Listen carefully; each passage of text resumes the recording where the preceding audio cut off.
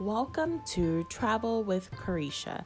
Join me today as I take you to Beijing. Beijing, China's capital, has a history stretching back over 3 millennia. Few cities in the world have served for so long as the political headquarters and cultural center of an area as immense as China. The city has been an integral part of China's history over the past 8 centuries, and nearly every major building of any age in Beijing has at least some national historical significance. The importance of Beijing thus makes it impossible to understand China without a knowledge of this city. Known for modern architecture and its ancient sites such as the Forbidden City Complex, Temple of Heaven, and Summer Palace. Join me as I take you first to the Forbidden City. The Forbidden City is an imperial palace complex at the heart of Beijing. It was commissioned in 1406 by the Yongle Emperor in the Ming Dynasty. It was first officially occupied by the court in 1420. It was so named Forbidden because access to the area was barred. To most subjects in the realm, government officials, and even the imperial family were permitted limited access. The emperor alone could enter any section at will. The 178-acre compound was designated a UNESCO World Heritage Site in 1987 in recognition of its importance as the center of Chinese power for 5 centuries, as well as for its unparalleled architecture and its current role as the Palace Museum of Dynasty, Art, and History. The Forbidden City ceased to be the seat of Qing imperial government with the Chinese Revolution in 1911, although some of the ancient buildings were lost to ravages of the revolution and during the war with Japan. The site was maintained as a whole. Puyi, the last Qing emperor, was permitted to live there after his abdication, but he secretly left the palace in 1924. In the late 20th century, several of the palace buildings were restored. The film The Last Emperor in 1987, which portrays the life of Puyi, was filmed in part with the Forbidden City. The architecture of the walled complex adheres rigidly to the traditional Chinese geometric practice of feng shui. The orientation of the Forbidden City, and for that matter all of Beijing, follows a north-south line. Within the compound, all of the most important buildings, especially those along the main axis, face south to honor the sun.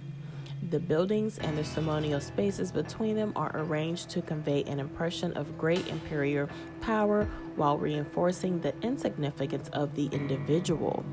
This architectural conceit is born out of the smallest of details. The relative importance of a building can be judged not only from its height or width, but also by the style of the roof and the number of figurines perched on the roof's ridges. Among the more notable landmarks are the Wu Gate, the Hall of Supreme Harmony, and the Imperial Garden. The Wu Gate is the imposing formal southern entrance to the Forbidden City. Its auxiliary wings, which flank the entryway, are outstretched like the forepaws of a guardian lion or sphinx. The gate is also one of the tallest buildings of the complex, standing 125 feet high at its roof's ridge. One of its primary functions was to serve as a backdrop for imperial appearances and proclamations.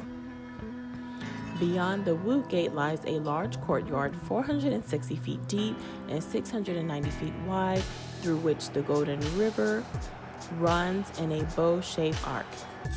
The river is crossed by 5 parallel white marble bridges which lead to the Gate of Supreme Harmony. North of the Gate of Supreme Harmony lies the outer court, heart of the Forbidden City, where the 3 main administration halls stand atop a 3-tiered marble terrace overlooking an immense plaza. The area encompasses some 7 acres, enough space to admit tens of thousands of subjects to pay homage to the emperor. Towering above the space stands the Hall of Supreme Harmony, in which the throne of the emperor stands. This hall, measuring 210 by 122 feet, is the largest single building in the compound, as well as one of the tallest.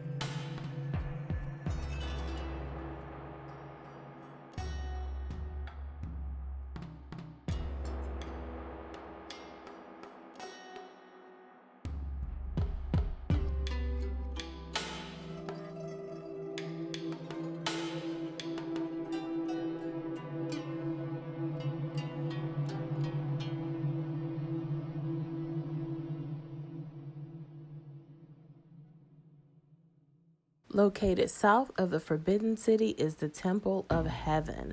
It's an altar of heaven and earth, and it's completed together with the Forbidden City in 1420, the 18th year of the reign of the Ming Emperor. Temple of Heaven, founded in the first half of the 15th century, is a dignified complex of fine buildings set in gardens and surrounded by historic pine woods. In its overall layout and that of its individual buildings, it symbolizes the relationship between earth and heaven, the human world and God's world, and also the special role played by emperors within that relationship. The Temple of Heaven is an axial arrangement of circular mound altar to the south, open to the sky, with the conically roofed imperial vault of heaven immediately to its north. This is linked by a raised sacred way to the circular three-tiered conically roofed hall of prayer for good harvest further to the north. Here, the emperors of the Ming and Qing dynasties served as interlocutors between humankind and the celestial realm, offered sacrifice to heaven, and prayed for harvest. To the west is the Hall of Abstinence, where the emperor fasted after making sacrifice. The whole is surrounded by a double-walled pine tree enclosure. Between the inner and outer walls to the west are the Divine Music Administration Hall and the building that was the stables for sacrificed animals. Within the complex, there are a total of 92 ancient buildings with 600 rooms. It is the most complete existing imperial sacrificial building complex in China and the world's largest existing building complex for offering a sacrifice to heaven.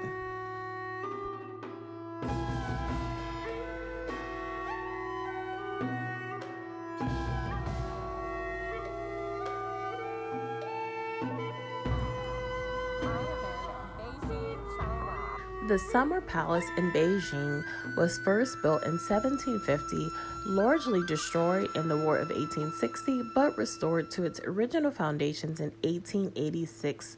It is a masterpiece of Chinese landscape and garden design. And you can see here, people get in the lake and they catch a boat over to the palace that you could see to the right. I did not get in the boat, but I did admire the palace from afar and zoom in and get some nice photos. The natural landscape of hills and open water is combined with artificial features such as pavilions, halls, palaces, temples, and bridges to form a harmonious ensemble of outstanding aesthetic value.